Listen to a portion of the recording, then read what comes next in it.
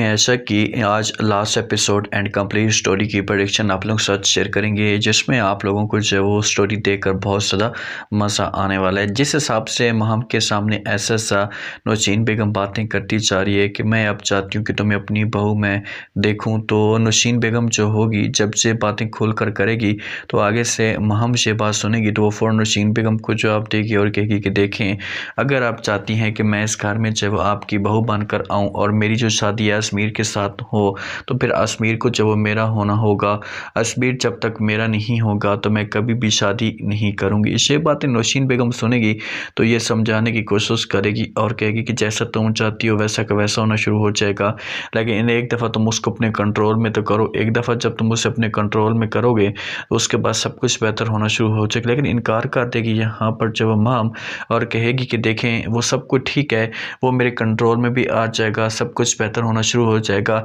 लेकिन चाहे पहले आप उसके साथ बात तो करें कि अगर मेरी शादी होती है तो फिर क्या वो छोड़ देगा उसे, क्या हमेशा के लिए जो ऐशा को अपने दिल से निकाल देगा। तो नौशीन बेगम कहेगी कि भाई ये सब कुछ तुम्हारा काम है, ये सब कुछ तुम ही कर सकते हो। तुम ये सब कुछ करने की कोशिश करोगी तो मैं आपको यकीन के साथ कहती हूँ कि तुम इस मकसद में कामयाबी हो जाओगी। तो ऐसा माम होगी, से बातें मान जाएगी और अपने आप को चेंज करना शुरू कर देगी। से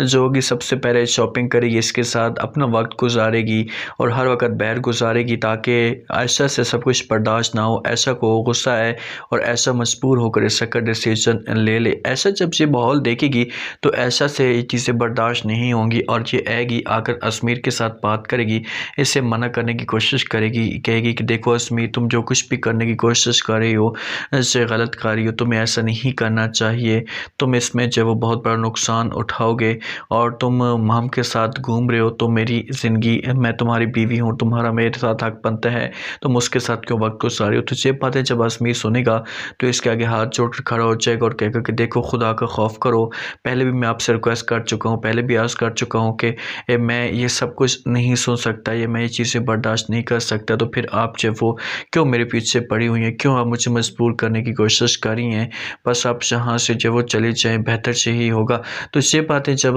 ऐशा सुनेगी तो ऐशा की आंखों के अंदर आंसू आएंगे और अजमीर जो होगा इसे खोल कर ये बता भी देगा कि मैं शादी करने वाला हूं के साथ। तो ऐशा की आंखों के अंदर बेनतहा आंसू होंगे और आखिरकार शादियों की तैयारियां जो होंगी इससे शुरू हो जाएंगी। और जिस वक्त जब वो निकाह का वक्त आएगा तो वहाँ पर महम की माँ भी आ जाएगी और नौशीन बेगम जो होगी इसे आकर बात करेगी ऐशा के साथ और कहेगी कि मैंने आपको कहा था कि बहुत जल्दी जो मैं आपको इस घर से निकाल दूंगी, तो आज देखो कि सब कुछ वैसा का वैसा हो रहा है। निकाह होना शुरू हो जाएगा, पार्टी फंक्शन होगा एक छोटा सा और सारे के सारे ख़ानदान वाले वहाँ पर जमा होंगे और ऐशा जो होगी से बात करेगी और कहेगी कि आज मेरे जो वो हस्बैंड की दूसरी शादी है और मैं उसकी बीवी हूँ और ये सब कुछ देख रही हूँ, बस सब्र के अलावा मेरे पास कोई और ऑप्शन मौजूद ही नहीं है और मैंने ऊपर वाले के ऊपर ये सब कुछ छोड़ दिया है। इससे बातें होंगी और अजमीर जो होगा इसे ऐशा को जलाने के लिए जो वो महम को अंगूठी पहनाएगा और ऐशा जब ये सब कुछ देखेगी तो वहाँ से भागेगी और अपने रूम के अंदर आ जाएगी।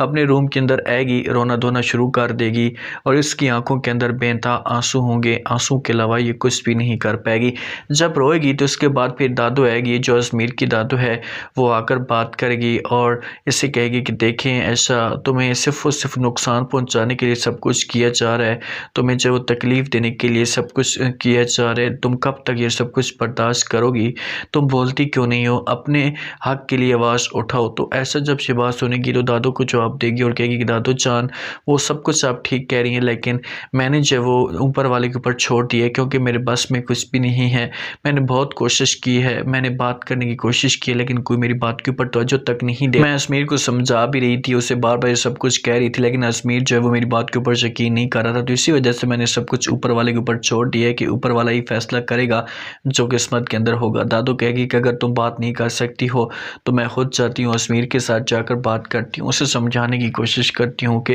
वो ये सब कुछ ना करे। तो आगे से ऐसा जो होगी इसे इनकार कर देगी और कहेगी कि नहीं, तुम किसी किस्म की कोई भी बात नहीं करोगी, उसको अपने हाल पे छोड़ दो, जो होगा वो देखा जाएगा, मेरी किस्मत में होगा अजमीर तो मुझे ज़रूर मिलेगा। अब शादी हो जाएगी, इस शादी के बाद ऐशा को वो मुकाम, वो इज़्ज़त, वो वैल्यू नहीं दी जाएगी और अजमीर जो होगा से जो वो ऐसा महम के क्लोज़ और भी होता जाएगा। सारी रात सारा दिन बाहर गुजारेंगे, इसके साथ जो वक्त गुजारेंगे। तो अजमीर जो कुछ लम्हे के बाद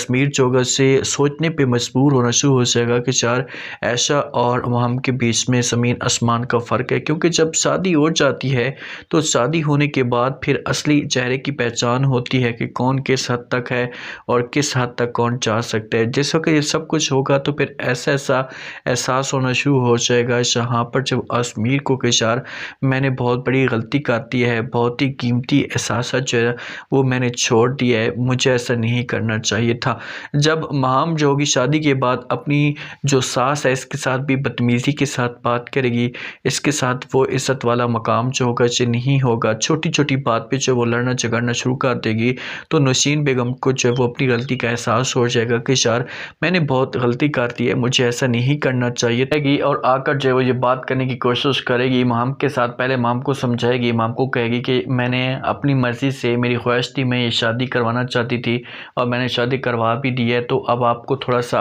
अपने आप के ऊपर कंट्रोल करना होगा, अपने आप के ऊपर जो थोड़ा-सा अपने आप को देखना होगा। आप कम से कम मेरी बात तो मानें, आप मेरे साथ तमीज़ के साथ बात तो किया करें। तो आगे से जब ये बातें फ़ौरन जहाँ पर सुनेगी महम तो वो इनकार कर देगी और कहेगी कि बस कर दें, छोड़ दें इस टॉपिक को, मैं इस टॉपिक पे बात नहीं करना चाहती और ना ही इन बातों में आना चाहती हूँ। मुझे सब कुछ पता है कि आपने किस मकसद के लिए शादी की है, करवाई है, लेकिन बस बहुत हो गया। अब मैं जो वो किसी सूरत में ये चीज़ें बर्दाश्त नहीं करूँगी और ना ही आपकी कोई बात मानूँगी। फिर जाकर मामलात जो होंगे से ख़राब होंगे और शी नौशीन होगी, जाएगी, जाकर बात करेगी, समझाने की कोशिश करेगी और कहेगी कि मुझसे बहुत बड़ी गलती हो गई है, मुझे माफ़ कर दें। मैं मानता हूँ कि जो वो मुझे ऐसा नहीं करना चाहिए था, लेकिन अब जो वो मैं क्या कर सकता हूँ, अब जो वो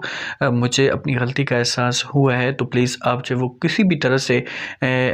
ऐसा कुछ अपने कंट्रोल में करें और उसके साथ वक्त गुजारें। तो अजमेर जब से बात सुनेगा तो ये फ़ौरन जवाब देगा और कहेगा कि बहुत देर हो चुकी है। अजमेर इतना तनहा रह जाएगा कि इसकी सारी की सारी खुशियाँ जो होंगी इससे मुकम्मल तौर पर बर्बाद हो जाएंगी। तो उसके बाद फिर अजमेर को अपनी गलती का एहसास होगा और ये आगे और आकर जब वो माफ़ी मांगेगा ऐशा से, ऐशा के सामने हाथ जोड़कर खड़ा हो जाएगा, ऐशा को कहेगा कि मुझसे बहुत बड़ी गलती हो गई है, मुझे माफ़ कर दें, मैं दोबारा कभी भी इस तरह की हरकत नहीं करूँगी, दोबारा कभी भी जो वो इस तरह के काम नहीं करूँगा। आपकी खुशियों के बगैर मेरे पास कोई ऑप्शन मौजूद नहीं है। तो जहाँ पर जब ऐशा से बात सुनेगी तो वो अजमेर को कहेगी कि अजमेर मैं तुम्हारी बीवी हूँ, मुझे किसी किस्म का कोई भी एतराज़ नहीं है, मैं आपको माफ़ करने के लिए तैयार हूँ, लेकिन एक लम्हे के लिए सोचो कि तुमने कितनी बड़ी मिस्टेक की है, तुमने कितनी बड़ी जो वो गलती की है। मैं तुम्हें समझाने की कोशिश करती थी, लेकिन उस वक़्त तुमने मेरी किसी भी बात के ऊपर यकीन नहीं किया। लेकिन अजमेर जो होगा ये फिर महम को तलाक दे देगा और उसके बाद ऐशा के साथ ठीक रहेगा और ये नौशीन बेगम जो होगी